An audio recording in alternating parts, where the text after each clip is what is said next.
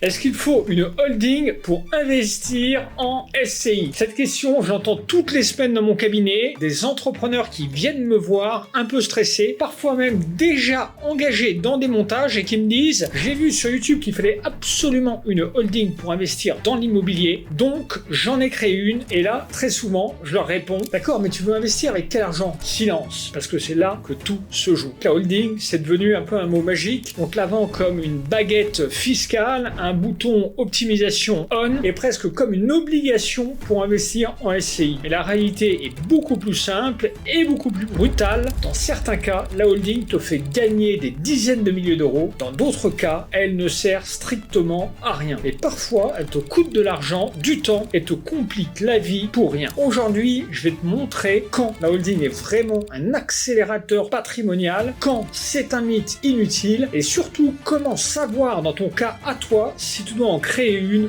ou pas. On va voir d'où vient l'argent, comment il circule, ce que l'État prend à chaque étape et pourquoi deux personnes qui font le même investissement immobilier peuvent avoir 40 000 euros d'écart à la fin, juste à cause de la structure qu'elles ont choisie. Et c'est exactement ça la vraie question.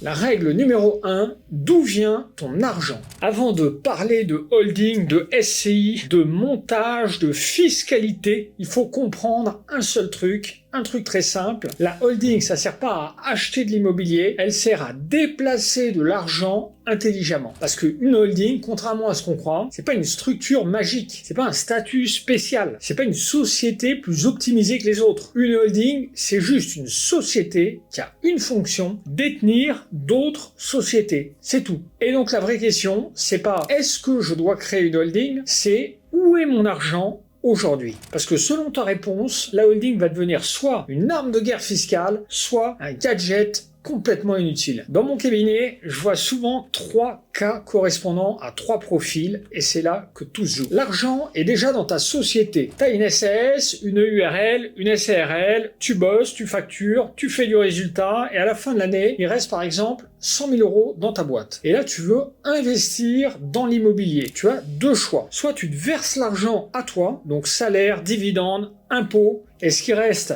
tu l'investis, soit tu sors pas l'argent, tu le fais travailler directement sans passer par toi. Et c'est exactement là que la holding devient intéressante, parce qu'elle te permet de réutiliser l'argent qui est déjà dans ta société sans le faire sortir en personnel. Ce qui veut dire que concrètement, plus d'argent pour l'apport lors de ton investissement, tu as une meilleure capacité d'emprunt, et donc tu vas pouvoir créer ou acheter plus de patrimoine immobilier. Profil 2, l'argent est déjà chez toi. Alors si tu as déjà de l'argent sur ton compte perso, qui vient des salaires, des dividendes, ou de l'épargne, ou d'un héritage, là, la holding, elle te sert presque à rien, parce que l'impôt est déjà passé. Créer une holding pour faire redescendre de l'argent que tu as déjà en perso, c'est comme faire un détour de 50 km pour aller chercher ton pain à côté de chez toi. Ça fait sérieux, ça fait montage, mais ça ne fait pas gagner d'argent. Profil 3, t'as pas de cash, tu comptes sur le crédit. Alors ça, c'est le cas de beaucoup de gens. Tu veux investir, mais t'as pas encore beaucoup de cash. Donc tu comptes sur ta banque. Et là, la vérité, elle est très simple. La holding ne change presque rien parce que ce que la banque va regarder, c'est ton revenu, ton taux d'endettement, ton cash flow, ta capacité à garantir l'emprunt, pas ton montage fiscal. Donc si tu pars de zéro, la holding, c'est pas du tout la solution pour ton investissement immobilier. Donc retiens bien cette règle. La holding, elle est puissante quand tu as de l'argent dans une société et elle est inutile quand ton argent est déjà chez toi. Et elle ne remplace jamais la banque. Et maintenant qu'on a compris ça, on peut poser le vrai décor. La SCI, ce que c'est vraiment et ce que ça n'est pas. Avant de reparler de holding, il faut qu'on remette la SCI à sa vraie place. Parce que la SCI, aujourd'hui, on lui fait dire tout et n'importe quoi. Dans mon cabinet, je vois encore des gens arriver en me disant « J'ai créé une SCI pour payer moins d'impôts. » Et là, première douche froide. Une SCI ne fait pas baisser tes impôts. Une SCI ne crée pas de magie fiscale. Une SCI, c'est un outil juridique, pas un outil d'optimisation. Concrètement, une SCI, c'est quoi? Une SCI, c'est juste une chose. Une société civile qui sert à détenir et gérer de l'immobilier à plusieurs. C'est une structure juridique, une coquille juridique. Elle sert à acheter à plusieurs, organiser la propriété, répartir les droits, préparer une transmission, séparer ton patrimoine pro perso, mais fiscalement, elle ne gagne rien toute seule. Tout dépend du régime que tu lui mets dessus. Et là, il y a deux mondes. Il y a la SCI à l'IR, elle ne paie pas d'impôt. Ce sont les associés qui paient à titre personnel l'impôt. Donc si la SCI gagne 10 000 €, l'administration considère que ce sont les associés qui les ont gagnés, chacun en proportion de ce qu'il détient au niveau du capital de la SCI. Donc c'est bien pour les biens immobiliers à transmettre, c'est bien pour les biens que tu gardes en résidence sans revenu, les montages patrimoniaux familiaux, beaucoup moins bien pour tout ce qui est capitalisation, investissement agressif et réutilisation du cash. SCI LIS, là c'est une autre logique. La SCI devient une vraie machine à capitaliser. Elle paie son propre impôt, moins élevé que le tien, elle peut amortir le bien, elle garde le cash à l'intérieur et surtout elle te permet de faire grossir ton patrimoine sans sortir l'argent chez toi et donc sans te faire payer d'impôts. Et tu vas voir que c'est précisément ce type de SCI qui fait vraiment sens avec une holding. Donc retiens bien ça. La SCI, c'est la boîte qui détient le bien. C'est pas l'outil d'optimisation. L'optimisation vient de la manière dont l'argent arrive dedans. La holding, ce que c'est et pourquoi elle est mal utilisée. Le mot holding, clairement, c'est un peu devenu en ce moment le truc à la mode. J'entends souvent des entrepreneurs qui arrivent en me disant « je veux créer une holding ». Je leur réponds toujours la même chose. Très bien, mais une holding, pourquoi faire? Et là, très souvent, ils ne savent pas ce qu'une holding fait vraiment. Une holding, ça sert à trois choses. Centraliser l'argent, rediriger l'argent et décider où l'argent travaille. C'est une sorte de tour de contrôle, elle ne produit rien, elle ne vend rien, elle oriente. Et il existe deux types de holding très différents. Holding passive ou pure, elle détient des parts, elle touche des dividendes, elle réinvestit, elle est silencieuse. Et holding animatrice, elle dirige le groupe, elle facture des prestations, elle peut créer de la valeur. Mais attention, c'est aussi elle qui attire le plus les contrôles fiscaux si elle est mal structurée. Et pourtant, beaucoup de gens créent une animatrice sans le savoir. Et voilà la plus grosse erreur. Beaucoup de personnes créent une holding sans mission claire, ils empilent une couche juridique en plus de compta, plus de frais, plus de complexité, sans que ça leur fasse gagner un seul euro de plus. Et parfois, ils se rendent même la vie plus difficile auprès des banques. Donc retiens bien, la holding est utile si elle a un rôle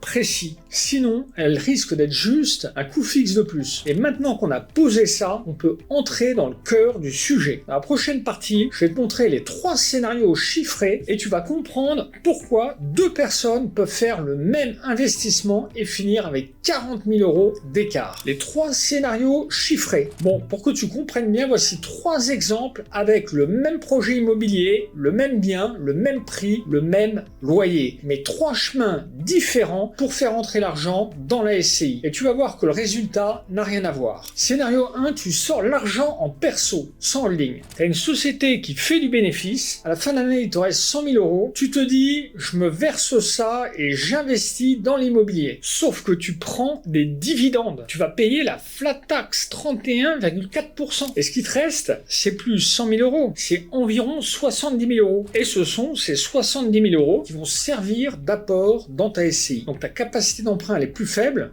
moins de biens, moins de patrimoine. Scénario 2, tu passes par une holding. Même point de départ, 100 000 € de bénéfices dans ta société, mais cette fois, tu les sors pas chez toi, tu les laisses dans ta boîte et remontent vers ta holding. Et là, fiscalement, ils sont quasiment pas imposés, seulement sur 5%. Résultat, tu as presque 100 000 € plein dans ta holding. 98 750 € précisément. Et cette holding va les injecter dans la SCI. Donc, pour un même projet, ça te permet de mettre plus d'apports, la banque te prête plus et ton patrimoine grossit plus vite. Même source financière, mais au final, un investissement complètement différent. Scénario 3, tu n'as pas de cash. Et là, on démonte un mythe. Si tu pars de zéro, si tu comptes uniquement sur le crédit bancaire, la holding ne change presque rien. La banque ne finance pas ta structure, elle finance ta capacité à rembourser. Donc créer une holding à ce stade n'est pas du tout un accélérateur, c'est du décor. Ça sert à rien. Donc maintenant tu comprends, la holding ne crée pas d'argent, elle t'aide simplement à payer moins d'impôts. Si tu veux réinvestir l'argent de ta société dans une SCI, donc en payant moins d'impôts, elle t'évite d'en perdre inutilement. Et parfois, c'est exactement ce qui fait la différence entre un investisseur qui stagne et un investisseur qui accélère. Comment structurer proprement et pourquoi se faire accompagner. Donc tu l'as compris, une holding, c'est pas une société comme les autres, ça peut être la brique centrale de ta stratégie d'investissement immobilier. Et franchement, je vois trop souvent des gens qui arrivent et qui me disent j'ai créé une holding et parfois la holding n'est même pas correctement rattachée à la société d'exploitation. Donc il n'y a pas de régime mère-fille, pas de logique de flux, pas d'optimisation. Résultat, plus de frais, plus de complexité et aucun avantage fiscal. C'est pour ça que ce genre de montage ne doit jamais se faire seul. Et c'est vraiment là que LegalPlay, c'est vraiment utile pour un montage holding SCI. Parce que là, on ne parle pas d'ouvrir une boîte, on parle de relier juridiquement ta société d'exploitation à ta holding, puis de structurer correctement la détention de la SCI. Prévoir les bons flux, dividendes, apports en compte courant, poser les bons régimes fiscaux, éviter les montages bancals qui bloquent la banque ou l'administration. Concrètement, avec LegalPlay, tu remplis un questionnaire simple et derrière, tu n'es pas lâché dans un formulaire. Un expert LegalPlay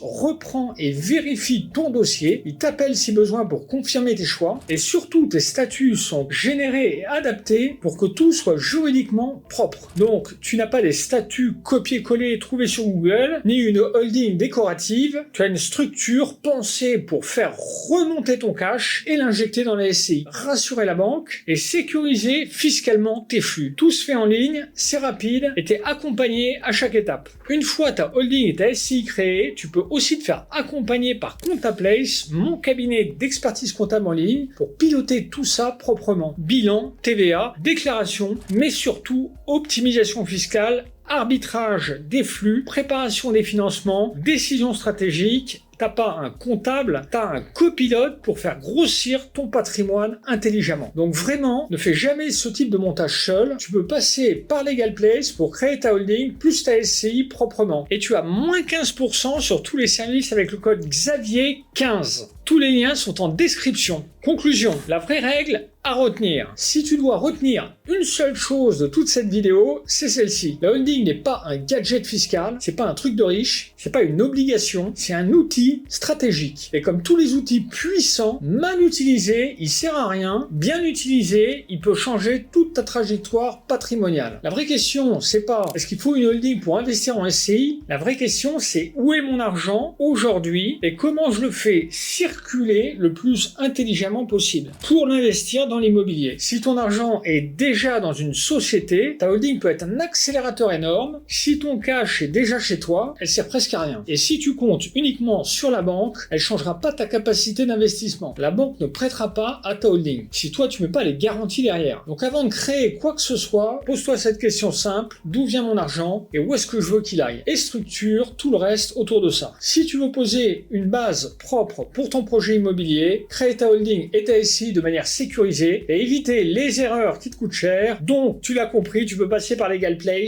Tout est en description et t'as moins 15% avec le code Xavier15. À toi de jouer maintenant.